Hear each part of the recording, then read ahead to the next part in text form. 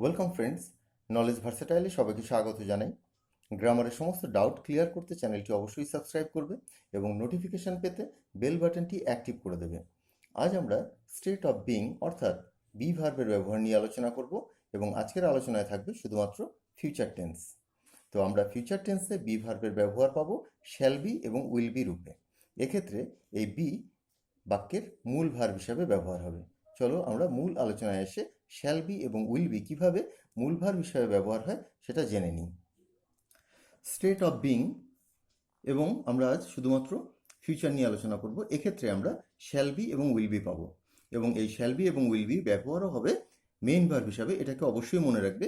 আমরা কিন্তু future continuous টেন্সে শ্যাল বি এবং উইল বির ব্যবহার পাই, এছাড়াও ফিউচার ইনডেফিনিটের প্যাসিভে আমরা শ্যাল বি এবং উইল বি পাই। সেক্ষেত্রে কিন্তু এগুলো অক্সিলারি ভার্ব বা সাহায্যকারী ভার্ব হিসেবে ব্যবহার হয়। আজ আমরা যে আলোচনাটা করব এক্ষেত্রে কিন্তু যে বিগুলো রয়েছে এগুলো বাক্যের প্রিন্সিপাল ভার্ব বা মেইন ভার্ব।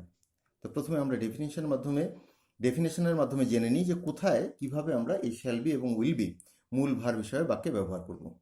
দেখো, ভবিষ্যৎকালে কোনো কিছু হওয়া। এখন ভবিষ্যৎকালে কোনো কিছু হওয়া সেটার অরিজিনাল রূপ হবে, বাস্তব রূপ হবে হবে, অর্থাৎ হওয়াটা ভবিষ্যতে হয়ে যাবে হবে, বা অবস্থান করবে। ভবিষ্যৎকালে কোনো কিছু কোথাও অবস্থান করবে এরূপ নির্দেশ করতে সাবজেক্টের পর সাবজেক্ট অনুসারে, যেমন সাবজেক্ট ঠিক সেই রকমভাবেই শ্যাল বি বা উইল বির ব্যবহার হবে মূল ভার্ব হিসাবে। অর্থাৎ শ্যাল বি বা উইল বি বাক্যে মূল ভার্ব হিসাবে ব্যবহার হবে যখন ভবিষ্যৎকালে কোনো কিছু হবে বা কোনো কিছু কোনো জায়গায় অবস্থান করবে এরূপ নির্দেশ করতে। এর আরও একটা ডেফিনেশন এখানে দেওয়া রয়েছে। এটা বাংলায় আমরা যখন ভাবি তখন বা লিখি তখন এই ফর্মটা তোমাদের কাজে লাগতে পারে। যদি বাংলা বাক্যে কোনো ক্রিয়ার উল্লেখ না থাকে, এক্ষেত্রে ক্রিয়া বলতে যেটা বোঝানো হয়েছে যে বাক্যে কোনো কিছু করা, অ্যাক্টিভলি কোনো কিছু করা নির্দেশ করছে কি না সেটার দিকে লক্ষ্য রাখতে বলা হয়েছে। যখন দেখবে বাংলা বাক্যে কোনো কিছু করা বোঝাচ্ছে না, শুধু হওয়া বোঝাচ্ছে, সেরকম ক্রিয়া নয়, শুধু করা সেটা বোঝাচ্ছে না, তো সেক্ষেত্রে তোমরা কিন্তু শ্যাল বি এবং উইল বির ব্যবহার করতে পারো। আমি আরও একবার পড়ে দিই। যদি বাংলা বাক্যে কোনো ক্রিয়ার উল্লেখ না থাকে এবং ভবিষ্যৎকাল নির্দেশ করে, এবং ভবিষ্যৎকাল নির্দেশ করলে তখন এই হবে এই টার্মটা তোমরা পেয়ে যাবে। তবে সাবজেক্টের পর শ্যাল বি বা উইল বির ব্যবহার হবে এবং এই শ্যাল বি বা উইল বি সাবজেক্ট অনুসারেই হবে। বি এখানে মূল ভার্ব। কেন শুধু বি লিখলাম? কারণ শ্যাল বা উইল কিন্তু মডাল অক্সিলারি। শ্যাল বা উইল ফিউচার টেন্স নির্দেশ করার জন্য মডাল অক্সিলারি রূপে ব্যবহার হয় এবং এখানে বিটা হচ্ছে তোমার বাক্যের মূল ভার্ব। এবং শ্যাল বা উইল কোথায় ব্যবহার করবে? যখন দেখবে সাবজেক্ট আই বা উই আছে সেক্ষেত্রে শ্যালের ব্যবহার করবে এবং বাকি সমস্ত ক্ষেত্রে উইলের ব্যবহার করবে। যদিও এই শ্যাল উইল ব্যবহারের কোনো হার্ড অ্যান্ড ফাস্ট বা দৃঢ় নিয়ম নেই, সমস্ত ক্ষেত্রেই আমরা বর্তমানে উইলের ব্যবহার করে থাকি। তো তোমরা বুঝতে পারলে যে ভবিষ্যৎকালে কোনো কিছু হবে হবে বা অবস্থান করবে এমন নির্দেশ করতে তোমরা শ্যাল বি বা উইল বি ব্যবহার করবে, বা যখন দেখবে বাংলা বাক্যে কোনো ক্রিয়ার উল্লেখ নেই, কোনো কিছু করা বোঝাচ্ছে না, তো সেক্ষেত্রেও তোমরা এই শ্যাল বি উইল বি ব্যবহার করবে। এটা বুঝে যেতে পারবে। আমরা এক্সাম্পলের মাধ্যমে বিষয়টাকে পরিষ্কার করি। দেখো, সে শিক্ষক হবে। এখানে খেয়াল করে দেখো, একটা হচ্ছে শিক্ষক সে, একটা হচ্ছে শিক্ষক, তারপরে হওয়া। এখানে এই হওয়াটা এটাকে কিন্তু বাংলা বাক্যে কোনো কিছু যে করা বোঝাচ্ছে তেমন নয়, এটা হওয়া বোঝাচ্ছে। তো সেই অর্থে এটাকে আমি ক্রিয়া বলছি না। তো সে শিক্ষক হবে, তো এরকম সেন্টেন্স যখন পাবে তখন লিখে দেবে হি উইল বি এ টিচার। এখানে বিটাই কিন্তু তোমার মূল ভার্ব আর উইলটা হচ্ছে মডাল অক্সিলারি। সে শিক্ষক হবে, হি উইল বি এ টিচার, তার মানে তার হওয়া বোঝাচ্ছে, ভবিষ্যতে হওয়া বোঝাচ্ছে এবং ভবিষ্যতের হওয়াটাকে বাস্তবে আমরা হবে বলি। বইটি টেবিলের উপর থাকবে, কোনো জায়গায় কিছু অবস্থান করবে সেটা নির্দেশ করছে। The book will be on the table. সে বাড়িতে থাকবে, he will be at home. খেয়াল করে দেখো, কোনো জায়গায় অবস্থান করা, কিছু হওয়া, থাকা এমন নির্দেশ করছে। বাড়িটি বড় হবে, হয়তো বাড়ি তৈরি করা হচ্ছে, সেটা বলছে বাড়িটি বড় হবে। The house will be big. তিনি বিখ্যাত হবেন, হি উইল বি ফেমাস।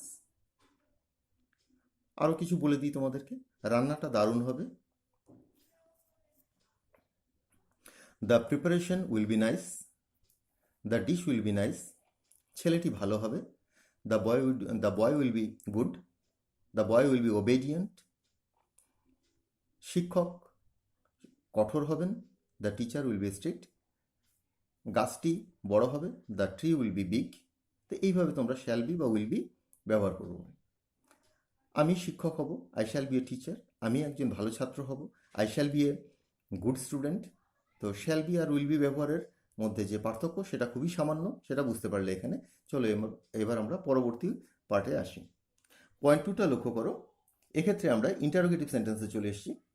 দেখো, তুমি কি আমার বন্ধু হবে, will you be my friend.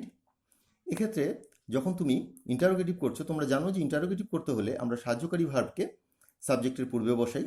তো এক্ষেত্রে যেহেতু তোমার অক্সিলারি ভার্ব যেটা, সেটা হচ্ছে মডাল অক্সিলারি ভার্ব, মডাল সাহায্যকারী ভার্ব, শুধুমাত্র শ্যাল বা উইলটাকেই তুমি সাবজেক্টের আগে বসাবে এবং বিটা মূল ভার্ব হিসাবে বাক্যের পরেই থেকে যাবে। এখানে কিন্তু বিটা অক্সিলারি ভার্ব নয়, এখানে বিটা হচ্ছে মূল ভার্ব। আমরা এর আগে যখন প্রেজেন্ট বা পাস্টের ক্ষেত্রে দেখেছিলাম, সেক্ষেত্রে কিন্তু আমরা এম, ইজ, আর এবং ওয়াজ, ওয়্যার সেগুলোকেই সাবজেক্টের পূর্বে বসিয়ে আমরা এই ইন্টারোগেটিভ করেছিলাম এবং নেগেটিভ করার জন্য তারপরেই নট বসিয়েছিলাম। কিন্তু এই ফিউচারের ক্ষেত্রে শ্যাল উইলের মধ্যে শুধুমাত্র শ্যাল বা উইলটাই সাবজেক্টের পূর্বে বসবে। তুমি কি আমার বন্ধু হবে, will you be my friend, বিটা সাবজেক্টের পর এবং উইলটা সাবজেক্টের আগে বসলো। তিনি কি বাজারে থাকবেন, will E B in the market. একটা জিনিস বলে দিই, এই যে থাকার আরও একটা ইংরেজি আছে, সেটা হচ্ছে স্টে। তো সেটাও আমরা ব্যবহার করতে পারি, সেটা কিন্তু অ্যাক্টিভ ভার্ব। তো সেটা ব্যবহার করলে বি ব্যবহার করা যাবে না। Will he stay in the market এমন হতো। খেলাটা কি দারুণ হবে, will the match be attractive. বইটা কি ব্যাগের ভিতর থাকবে, কোনো জায়গায় অবস্থান করা বোঝাচ্ছে। Will the book B in the bag. তো এইভাবে তোমরা ইন্টারোগেটিভ সেন্টেন্সগুলোকে তৈরি করবে। তিনি কি বাড়িতে থাকবেন, will you be at home. তুমি কি বিছানার উপর থাকবে, will you be on the bed. বিড়ালটি কি খাটের নিচে থাকবে, will the cat be under the bedsheet. এইভাবে ইন্টারোগেটিভ সেন্টেন্সগুলোকে তোমরা তৈরি করলে। এবার চলে আসো নেগেটিভ সেন্টেন্সে। বইটা খারাপ হবে না, the book will not B bad. এখানে দেখো উইল এবং বির মাঝখানে তুমি নটটা বসিয়ে দিলে, the book will not B bad. এখানে কিন্তু এছাড়া অন্য কোনো ভার্বের ব্যবহার নেই। 11 নম্বর এক্সাম্পলটা দেখো, সে তোমার শত্রু হবে না, he will not be your enemy. কলমগুলো রঙিন হবে না, the pens will not be colourful. গাছটি সবুজ হবে না, the tree will not be green. সে সুস্থ হবে না, he will not be well. সে অসুস্থ হবে না, he will not be ill. খেলাটি ভালো হবে না, the game will not be good. পেনটি ভালো হবে না, the pen will not be good. এইভাবে উইল নট বি এই ফরম্যাটে, অর্থাৎ উইল বির মাঝে নট বসিয়ে নেগেটিভ করবে। এবার পয়েন্ট 4-এ ইন্টারোগেটিভ প্লাস নেগেটিভ দুটোকে একসাথে করে দিচ্ছি। দেখো, এই উপরের দুটো ফরম্যাটকে একসাথে করলে, তো আমরা জানি উইল নট, এটা দিয়ে আমরা বাক্য শুরু করব নেগেটিভ ইন্টারোগেটিভের ক্ষেত্রে, এবং এই উইল নটকে একসাথে কিন্তু আমরা ওন্ট বলি। স্পেলিংটা দেখবে WON''T। এই নটটাকে আমরা সাবজেক্টের পরেও বসাতে পারি, কিন্তু বাস্তবে ওন্ট দিয়ে, অর্থাৎ উইল নটের শর্ট ফর্ম বা কন্ট্রাক্টেড ফর্ম যেটা, সেটা দিয়েই বাক্য শুরু করা সুন্দর বলে মনে হয়। ফুলটা কি সুন্দর হবে না, won't the flower be nice. এটাকে এভাবেও বলতে পারি, will the flower not be nice. তো সেটা না বলে একবারে বলছি ওন্ট, এটাই হচ্ছে will not. Won't the flower be nice. 15 নাম্বারটা দেখো, ছেলেরা কি মাঠে থাকবে না, won't the boys B in the field. Won't মানে উইল নট বি, বা এখানটায় রয়েছে যেটা, সেটা হচ্ছে উইল নট।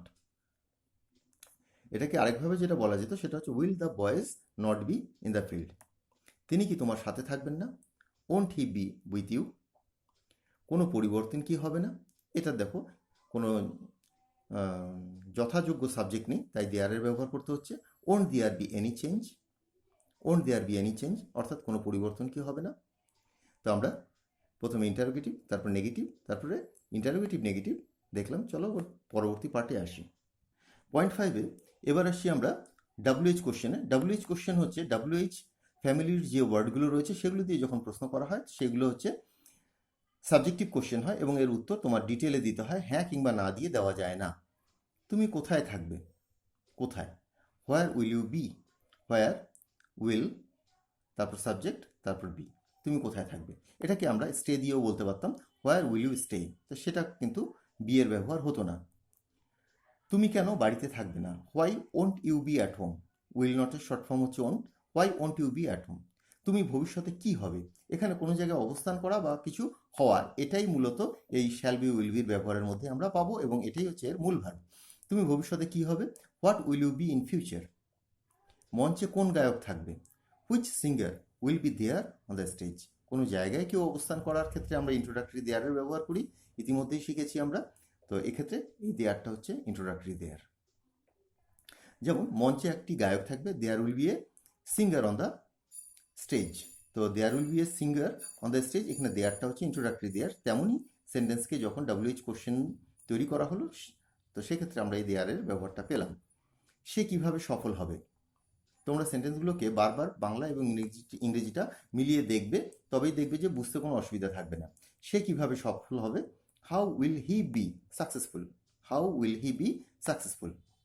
তো তোমরা এইভাবে কিছু WH ওয়ার্ড পেলে, প্রথমে WH ওয়ার্ড, তারপর শ্যাল বা উইল যাই থাক সেটা বসাবে। যাই থাক কথার অর্থ সাবজেক্ট অনুযায়ী, তারপর সাবজেক্ট, তারপর বি, এবং তারপর বাকি অংশ, অর্থাৎ WH, shall, will, subject, be এবং বাক্যের বাকি অংশ। এবার কিছু কিছু ক্ষেত্রে অনেকের একটু কনফিউশন হয়ে যায়, সেই কনফিউশন পার্টটা নিয়ে একটু আলোচনা করে দিচ্ছি। 28 নম্বরটা দেখো, 28 বলছি, 23 নম্বরটা, তিনি কি বাড়িতে থাকবেন, will he be at home. এক্ষেত্রে থাকা বোঝাচ্ছে, কোনো কাজ করা বোঝাচ্ছে না, সেই জন্য এখানে উইল বির ব্যবহার হলো।